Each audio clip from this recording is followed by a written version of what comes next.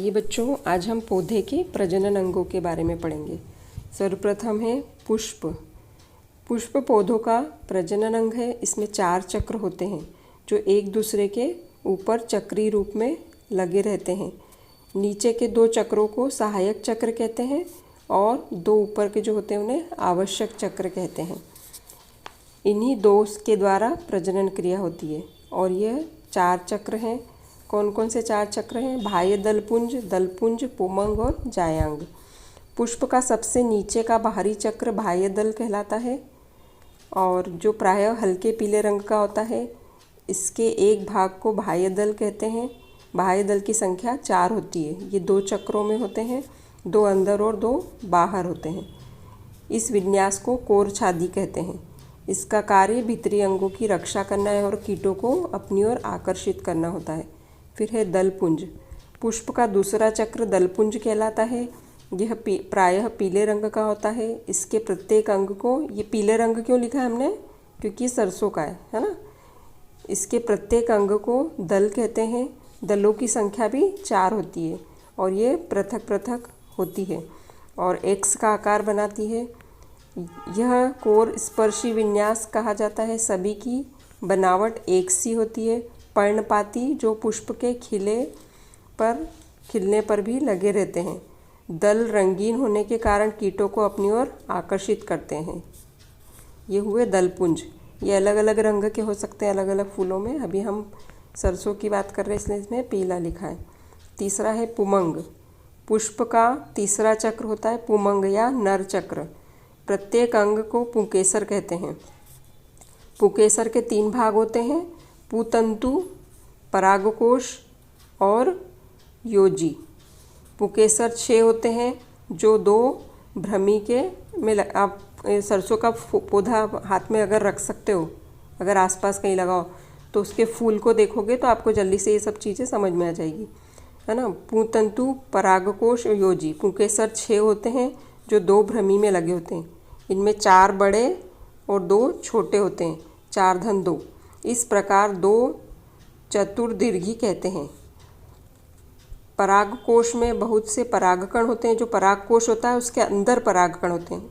वह फटता है तब वह परागकण बिखरते हैं सब दूर। पुतंतु के आधार पर मकरंद ग्रंथि होती है और परागकोश के मुख के अंदर की ओर यह अंतर्मुखी होते हैं इसके परागकोश। ये चित्र देख के आपको समझ में आ जाएगा। ऐसे जीरे के जैसे दाने दिख रहे हैं वो हैं परागकोश और जो डंडी है वो पुतंतु है।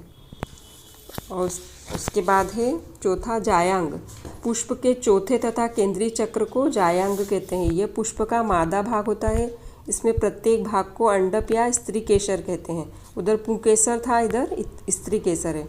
प्रत्येक अंडप में 3 भाग होते हैं, अंडाशय, वर्तिका और वर्तिकाग्र। इसमें अंडप की संख्या 2 होती है अर्थात द्विअंडपी जो आपस में जुड़े होते हैं। इन्हें युक्तांडपी भी कहते हैं। अंडाशय सुपीरियर होता है। अंडाशय में गोल अंडाकार रचनाएं होती हैं जिसको बीजांड कहते हैं। बीजांड अंडाशय की भित्ति से लगे हुए होते हैं। और उसके बाद है फल, बीज।